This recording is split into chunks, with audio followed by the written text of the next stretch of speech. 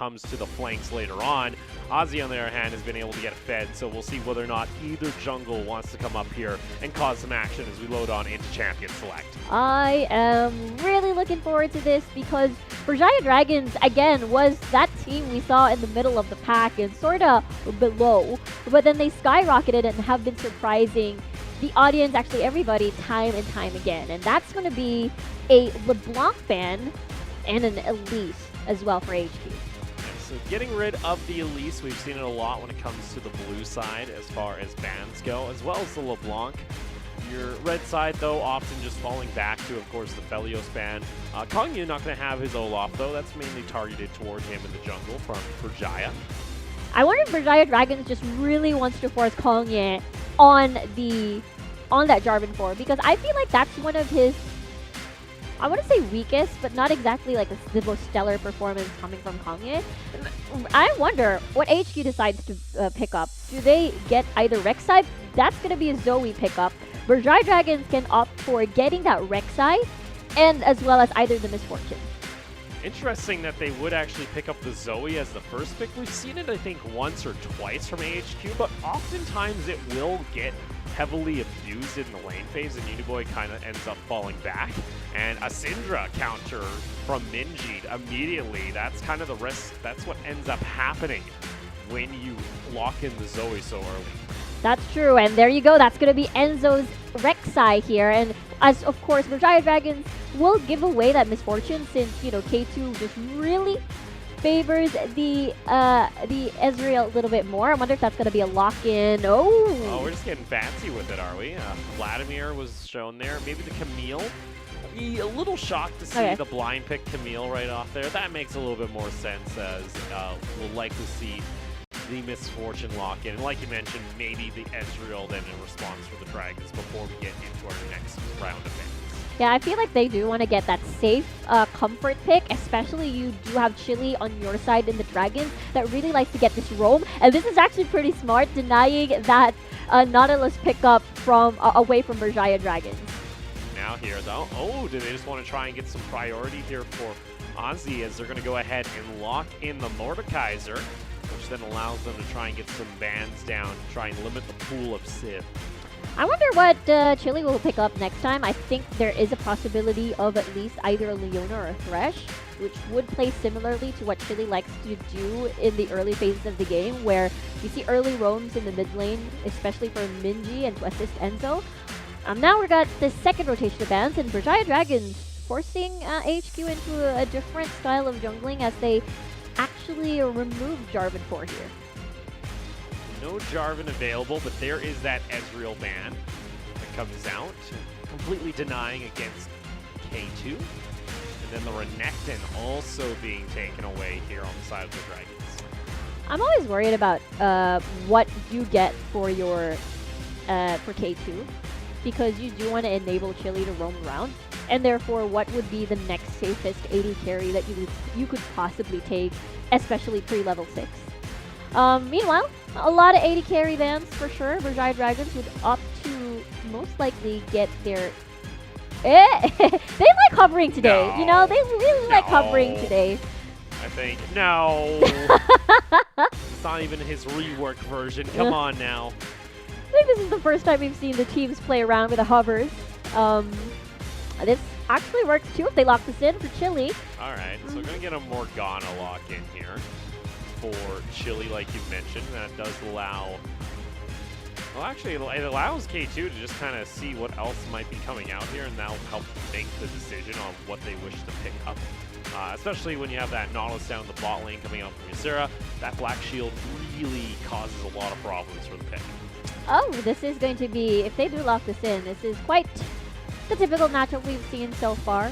Basically, we're not going to be seeing too much action, especially early, for the Gangplank and as well as the Mordekaiser. And now, what do you pick here for AHQ as your jungler? Because Kongyu has been cornered a couple of times. We've seen Nova Esports actually invading his jungle, but now, and that was actually a Sejuani versus a Jarvan 4, and we see Kongyu on that Sejuani now.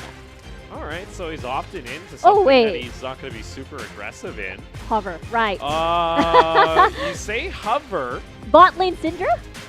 Could be a bot lane Syndra. I'd be shocked. Again, maybe going here to the Caitlyn for K2. Be, I think, our second Caitlyn pick when it comes to the PCS is starting to get a little bit of popularity on 10.5. We see it more over in the LPL. The one time we got to see it here wasn't extremely exciting, but it's going to get locked in here for K2.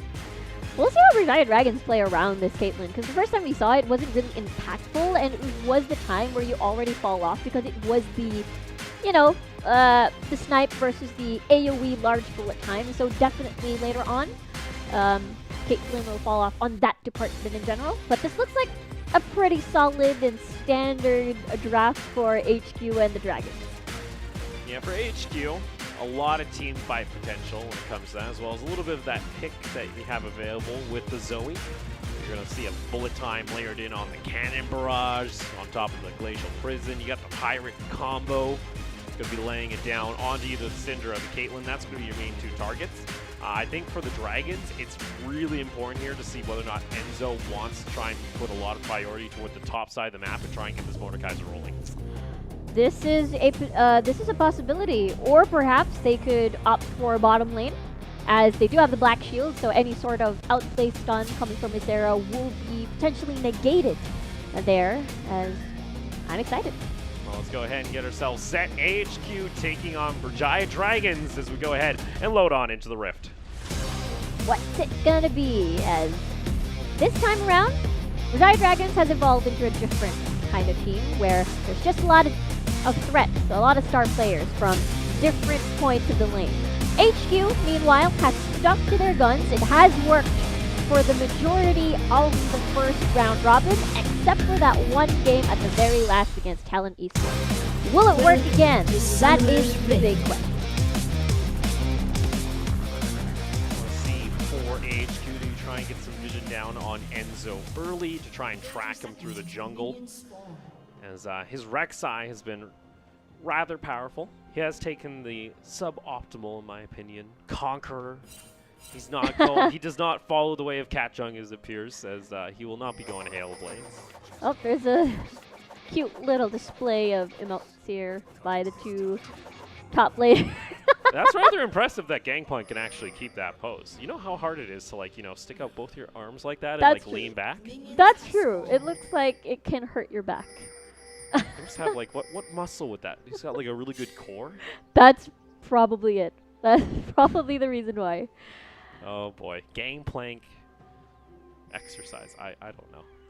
I'm trying to think, you know, with everybody, you know, trying to stay at home, maybe you got some League players that are... Because you know how now the new trend is, you know, all the League players are like, oh, I'm going to start hitting to the gym.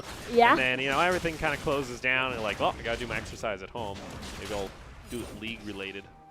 I know there used to be like challenges where you used to like, you know, do like 100 push-ups if you lost a ranked game or something. That would be cool. You gotta do those in-between exercises after each game. We do see, though, that no vision coming out from AHQ on either buff means Enzo has a free opportunity to try and strike on the map early. Whether or not he knows that, probably does, but it looks like he's just going to go for a full blue side clear. This is actually also really nice ward placement coming from the Dragons, a nice defensive ward placement. So either you can see an early level 3 from Kongya against Minji, or perhaps probably trying to steal either the Raptor or trying to catch Enzo off guard. Because we've seen nicely done trades. Oh, that's going to be the hook, though, but immediately a black shield will come out from Chile. Like you mentioned, a good little trap trade coming out from K2 and Chile to start their lane off against AHQ. This is actually the best combo. You get that Q coming from Chile, and then you lay a trap in, so it just works perfectly. You can just mix and match all of these chain CCs. Look at Enzo here, though. No vision, like we mentioned, from AHQ, so they do not know where he is. Minji might be looking for a setup play. It looks like Enzo is just kind of hunting for Kongya in the jungle, as still no pings coming out as Kongya is over by his Raptors. Yeah, no vision at all. I think it's a little bit too early still to do the dive, especially Ozzy here. Still not going to be level 6. We did expect this to happen, though. We did expect Enzo to be a little bit more aggressive at bot side, especially we do have a Caitlyn and as well as a Morgana. So outranging Wacko here on the Misfortune and as well as a ton of CC to work with. Well, Matt, this used to be the common duo that you also used to see non-stop. I think it was Season 8, where you pick the Morgana, you pick the Caitlyn, and you can try and just siege in your lane as fast as possible. It's a pushing machine. K2 was forced to back very early on. You can already see AHQ realizing he only has 2 levels, doesn't even have the caliber net available for safety. They can go ahead and put down this dive. Trap is going to be there. It's going to be a flash forward. A nice little dark binding, though, onto Ysera, and that's going to be first blood going in favor of the Dragons. We talked about this from AHQ. They want to mix it up a little bit with their playstyle, and with that said, it's just not working out so well for them. We've seen this before, and unfortunately, that is going to be first blood for Berjaya Dragons. You like the idea, you want to try and dive in onto the Caitlyn, but we saw if you have a black shield available from Chile, it's pretty much not possible for Ysera to actually get the CC down as you tried to flash in and auto attack. And that's even 4 members invested into this dive, and K2 and Chile not even dying at all. That was a beautiful Q coming from Chile on the Morgana, eating a lot of tower hits, and therefore AHQ complete. We're out. And not the start you're looking for, considering you put K2 back in lane already. You kind of now nullify that here on the side of the Dragons. Gets himself the first blood bonus. And you mentioned briefly that if a Caitlyn Morgana can get rolling early, they will just siege in towers non-stop. And that's the big thing when you have the turret plates on the map. You want to try and get those down early. And you can already see Dragons are looking to do the exact same again. This time, though, they want to be the ones pouncing onto AHQ. Looks like Enzo is going to back off, though. Oh, is this a bait? Almost bait. It's a long bait. Okay, Wacko and Ysera kind of figure something's up. It was a little bit suspicious, especially that they don't spot Chile around. And yeah, that is definitely the play of the game for Berjaya Dragons, especially locking in with Caitlyn. Get a lot of turret plates, get that farm early, so you can transition that to the rest of the map for sure. And we've seen how destructive the traps could potentially be around objective dances, just laying it all forward. It's a little risky, though, to be trying to go for that kind of composition. Considering how we've seen the PCS, it's usually all about the top side aggression of the map. This time, you're pretty much relying on K2 and Chile to just bulldoze that lane as fast as possible.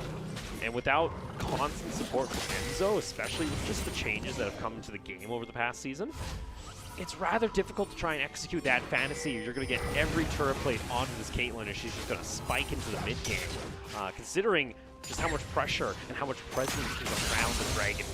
That's true, because recently there has been a few changes towards, the turret plates. You deal less damage if you're ranged. And therefore all of these fast pushes wouldn't exactly be as fast as before. K2. That double up coming out from Wacko doing some decent work on K2. Yes, you may have the poke, you may have the range. Kongye. Enzo, you know you're on top of a ward.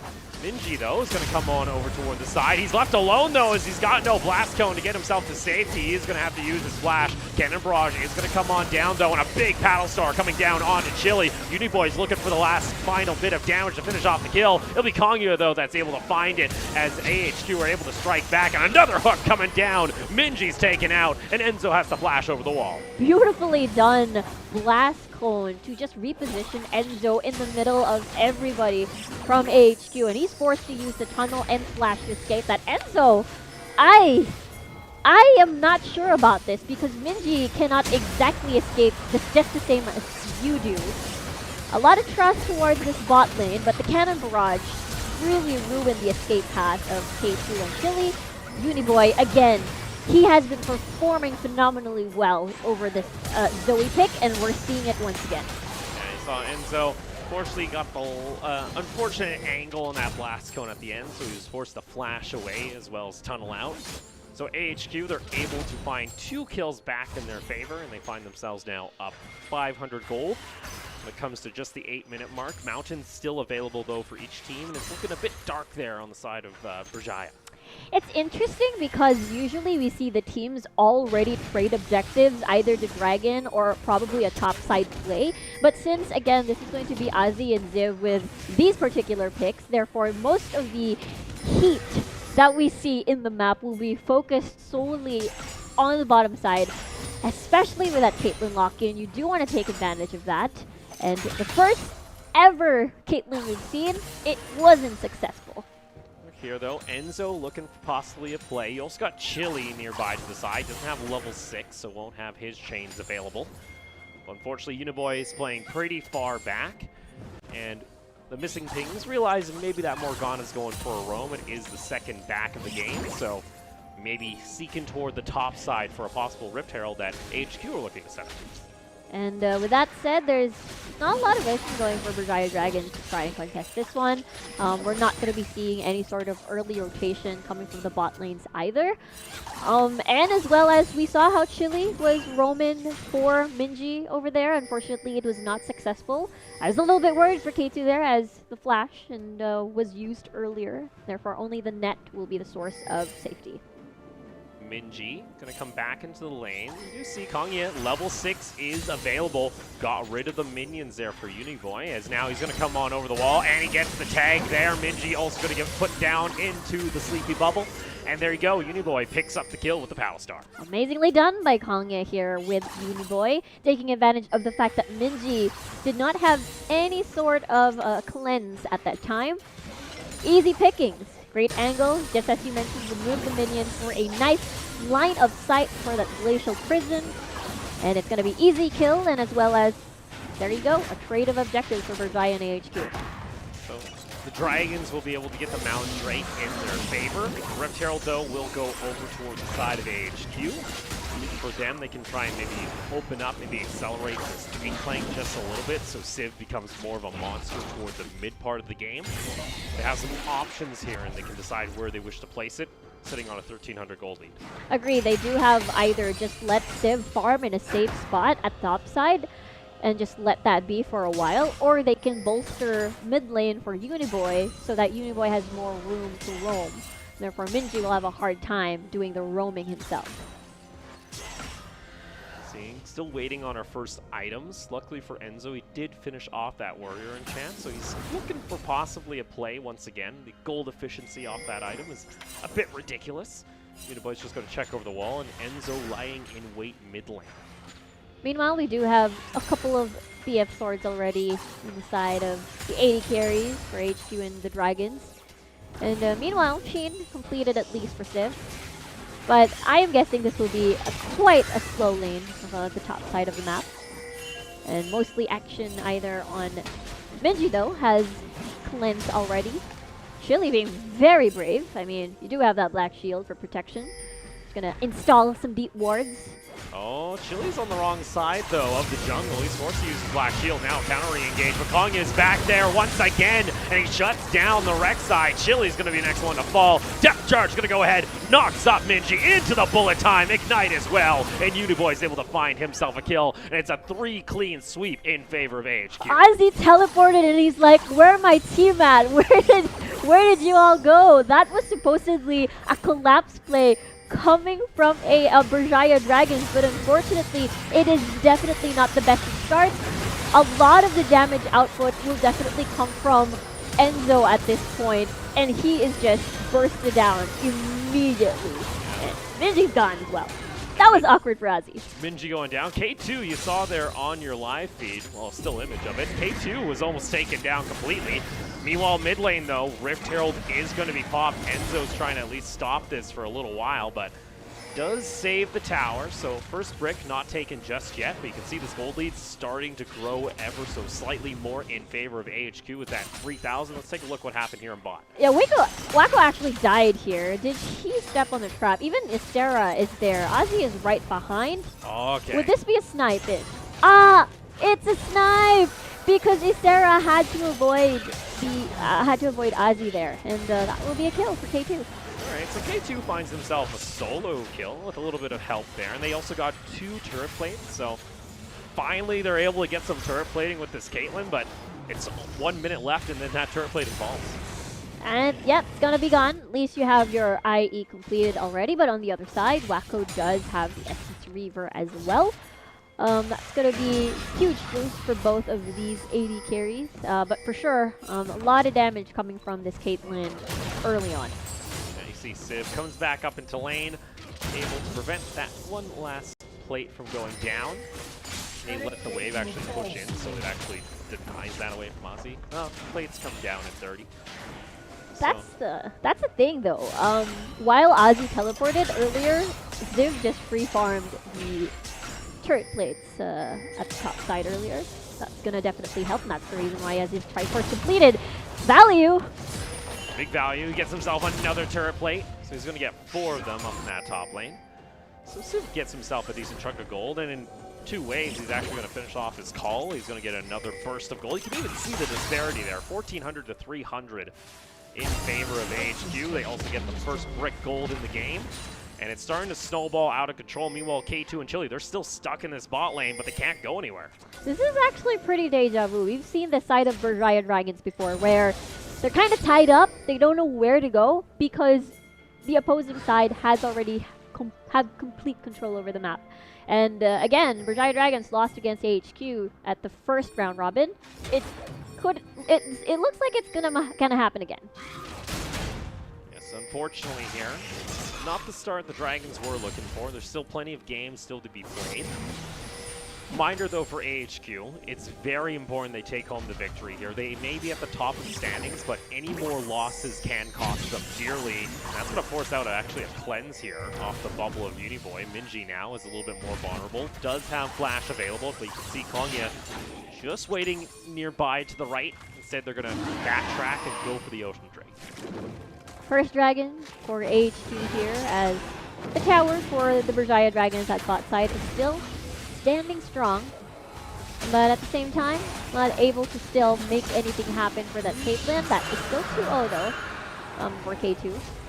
But still, where would you want to transition that advantage to? As the Berjaya Dragons will concede this one, as they might be open for another dive. So no push comes out from this misfortune, and now players from AHQ, Kongya and Ysera, are just zoning them away. Uniboy is also going to come on over. He says, if you really want to stay, I got a bubble with your name on it. With that, it's a free push in onto this bot lane tower. K2 and Chile, they have to waste so much time just watching this fall. It's going to be the second tower of the game for AHQ, and nearing in now almost on a 6,000 gold lead before 20 minutes. K2 just wants to farm here. As right now HQ has removed everything. It removed all the outer towers except for that one at top, which I think is just one puff away coming from HQ. Ziv here. But this is looking a little bit dire. This is not the setup we've seen for Berjaya Dragons to take a victory of. We've never seen this before, but they do have a couple of things to bank on, I suppose. Still got Ozzy that could potentially take off later on. But growing with you on the other side would be Ziv, which has been, you know, on the gangplank right now. Got force assists. He's starting to work toward his second item. And once he actually gets joined in on these fights. Also losing now another Rift Herald. You can see there, Dragons fully committing down towards the boss side of the map to try and at least get this Caitlyn and Morgana onto another section of the map. Meanwhile, though, HQ are going to be able to go ahead and take this Rift Herald. They have full control. And that tower up in top lane is going to be equalized almost immediately. They might even utilize the Rift Herald for the inner tower, so that's a ton of damage over the structures of the Dragons and less control for sure. There's not a lot of vision to work with for Berjaya over there. They might be a little bit in danger, especially Kongya and Uniboy just prowling around. You can see though, the Dragons aren't sure where Kongya is now, as they all position themselves toward the top side of the map, maybe anticipating that Rift Herald was going to go down. Instead though, he ended up backing anyway. Minji still waiting on his first item of the game. He should have enough gold by now, but still a little bit here when it comes to how far down the Dragons are. Yeah, there were several attempts in the early game where they wanted to try all of these aggressive invades in AHQ's jungle, but unfortunately, the Collapsers became the Collapsies, and Berjaya Dragons have yet to find their center as 0-3-0 here on Minji. And we mentioned this Mordekaiser maybe being that late game scaling threat. The last time though that we saw Ozzy become an absolute monster, he got super far ahead in the lane. He was up almost, what, 3 kills before 15 minutes because there were so many resources utilized and Enzo just camped his lane non-stop. This time around though, we've seen an Enzo on this Rek'Sai pick where he almost seems non-existent. He doesn't seem like he's on the map anywhere, and that's going to be AHQ going to be letting loose the Rift Herald now on mid lane for the second tier tower. It's the complete opposite. Like, we expected that Berjaya Dragons would have been the ones to end the laning phase earlier, but it was AHQ. Whoa, there's Black Shield. Black Shield able to Dragon safe there as K2 backs off. Glacial Prison isn't enough to break it, but second tier tower in mid lane does go in favor of AHQ, and immediately it's just a quick transition down towards this bot lane to try and get some damage. Like clockwork for AHQ. This is the AHQ styles in combination of... Let's see, teleport is going to be coming out here from Ozzy. Wants to try and start the fight here on the Mordekaiser. Double stun is going to land into the root on top of the Misfortune and instantly slammed into the ground. Enzo gets knocked up, but now Ysura trying to run for his life. Uniboy, though, finds the kill off the Rek'Sai ultimate coming out. So Uniboy is able to survive. In the end, it's a 2-for-1 in favor of the Dragons. Teleport used by the Mordekaiser, so top lane now, Civ has advantage. That was beautifully done. It's so interesting that they did not check that brush for a potential flank from Ozzy. So it's that stone delay that was scattered with AHQ wards, and that was the only part of the map that wasn't checked. And it is just going to be an easy collapse for the Berjaya Dragons as they pick off 2 kills on that one. And in all honesty, that could actually just been a 1-for-1. Enzo ended up using his ultimate to try and finish off Uniboy, who was at like 3/4 health. So small little things like that gives AHQ still that gold advantage, but you can see now that there is the potentiality for the Dragons to find fights in their favor if they are able to find vision gaps in AHQ. Agreed. That could really happen again, as we see a lot of shutdown gold that is ready to be taken or cashed in by the Dragons. They did cash in already at least one, I suppose, towards the Misfortune earlier. Now K2 is going to try and siege this one out with Berjaya Dragons having control over that top side. Especially look at how much vision control they have in that area.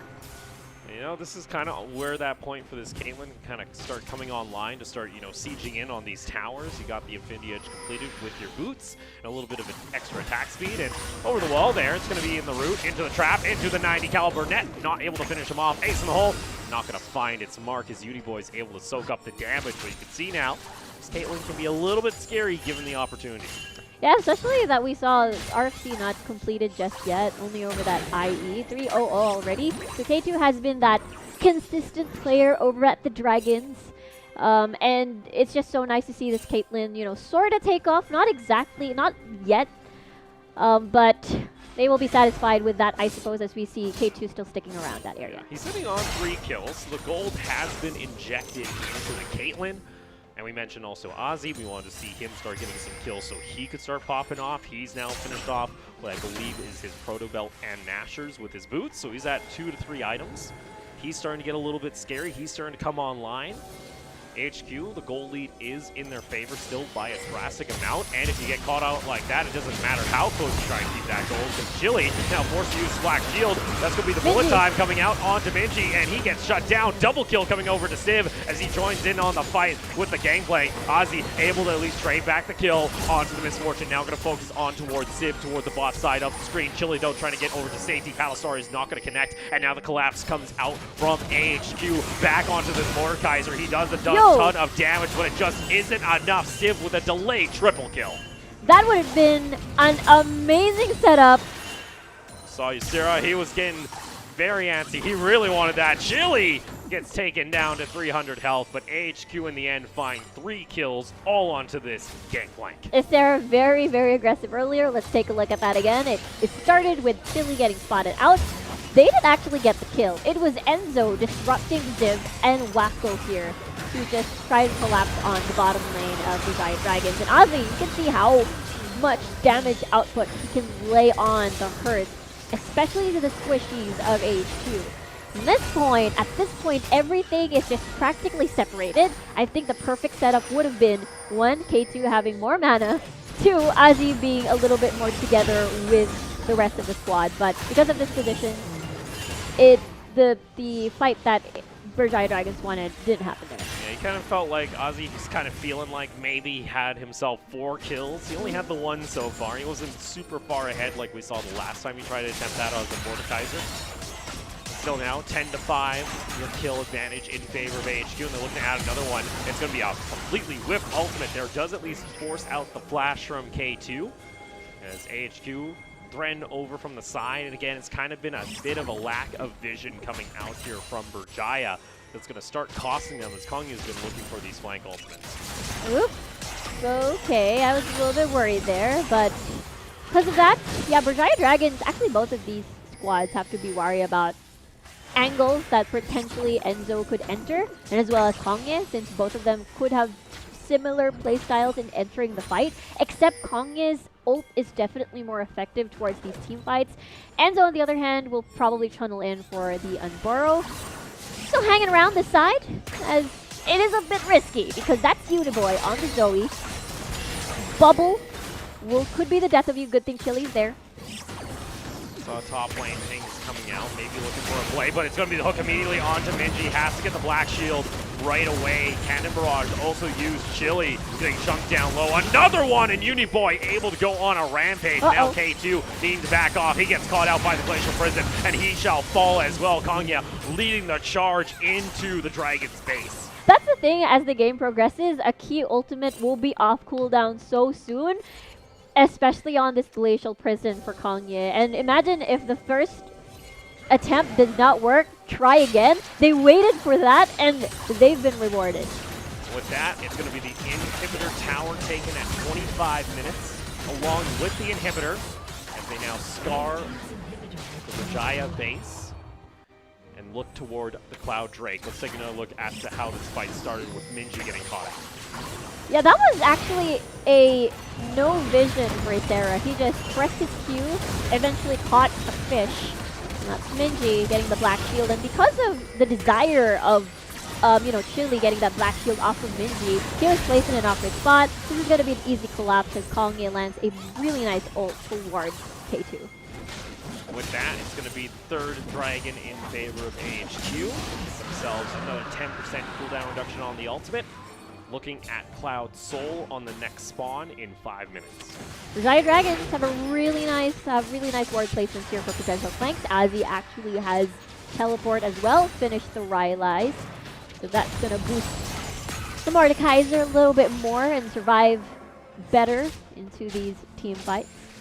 Also to note, the Soul Stealer has been picked up here for Uniboy. He's looking for 16 stacks. The one shot of the Paddle Star with Bubble combo. So another thing to be a bit afraid of if you're on the side of Berjaya, as especially like we mentioned with the vision coverage, like sure they're able to get flank wards in behind AHQ, but right now they're getting pushed into their base. So right now AHQ are just waiting within that gap between the two, the base and the river, where the Dragons unfortunately are just kind of blind.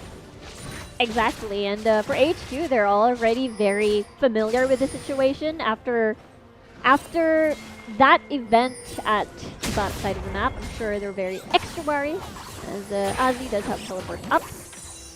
And meanwhile, we see a lot of QSSs actually on HQ, even Uniboy picking one up for himself. Therefore, it's just going to be extra difficult to eliminate that Zoe. Kongya trying to push up here. They're just going to go ahead and get rid of the control ward. Once again, kind of become a bit of a stalled out mid-game. HQ, they have a decent gold lead. At any point, they could turn and go for this Baron if they wanted to. It would force the Dragons out of their base and force them to respawn, as there's absolutely no vision for Berjaya. No vision. We do have an inkling feeling that this is going on, but Baron is actually very fast.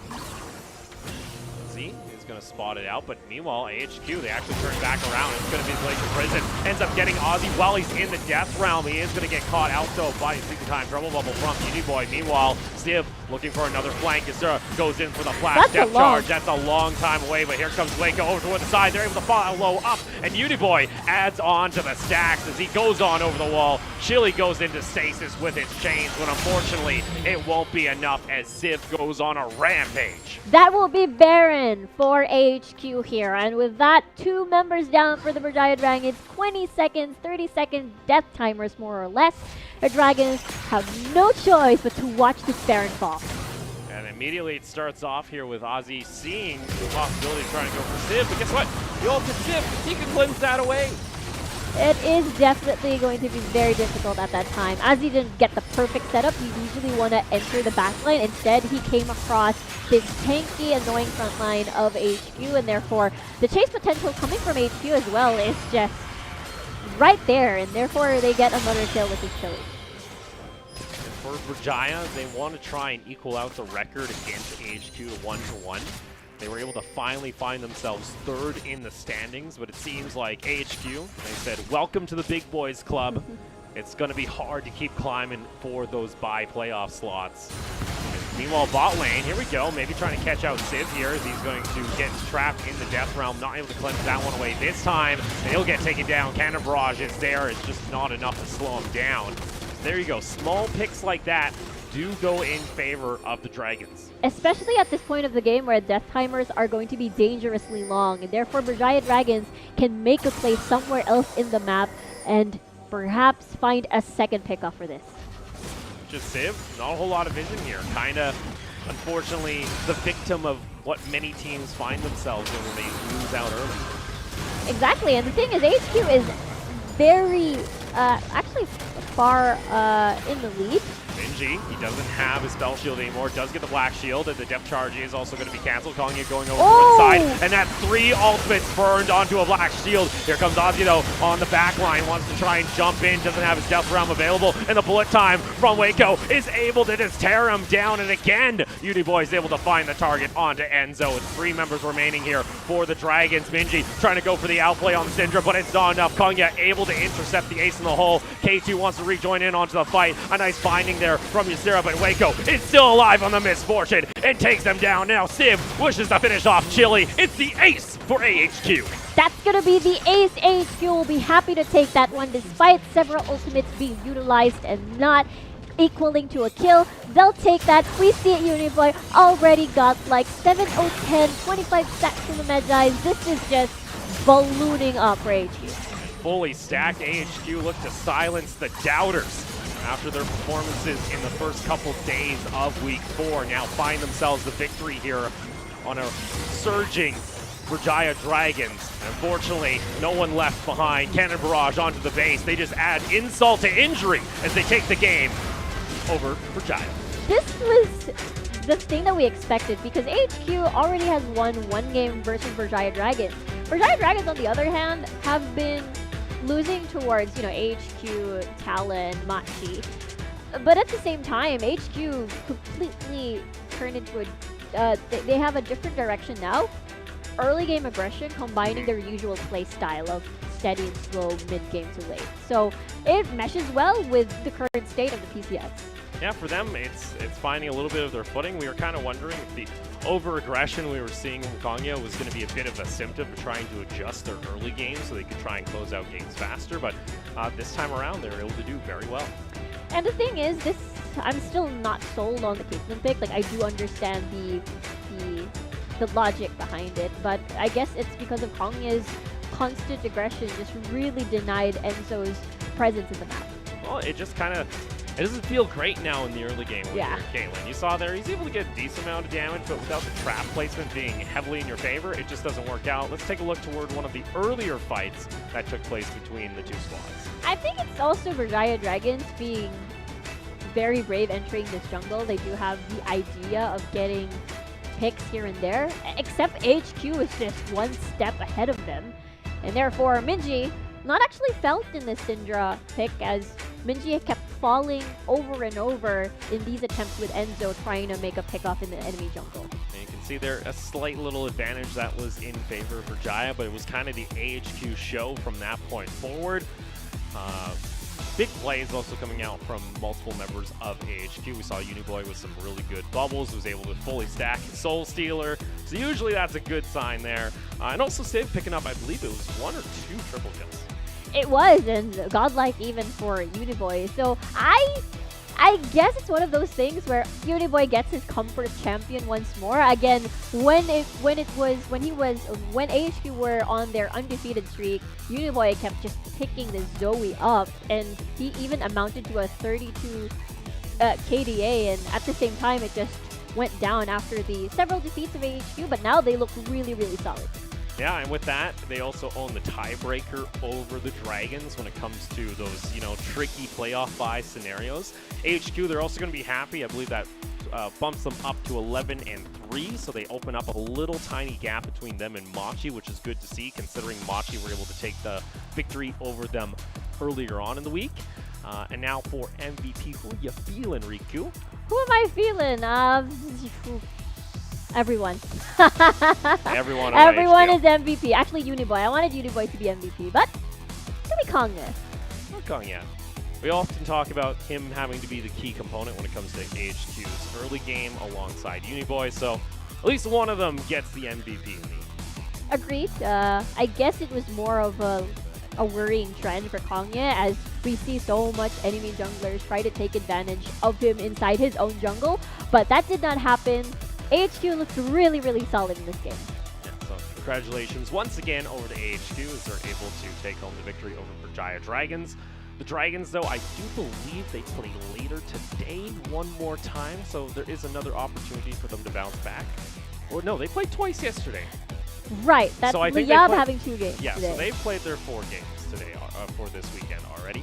It's J-Team and Liab that both have the multiple game scenarios. But coming up next, we talk about top of the standings. Well, the other team sharing that, elite group with AHQ, Talon, and Berjaya. It's going to be Machi as they take on Resurgence, who, well, out of nowhere, Resurgence have kind of remembered how to play League of Legends, it seems, finally, and get themselves some good early games. They just have yet been able to close it out, except for that one game against Liab. They've always been a mystery to me, because once we saw Resurgence really do well against AHQ, they always had it in them. It's just that they could have just... I think it's about the confidence that, Crow talked about earlier. Yeah, we'll have to see. We're going to see whether or not we have ourselves a repeat of upsets like we saw on day 1, or Machi will finish off strong on the weekend. We'll take a short break and we'll be right back.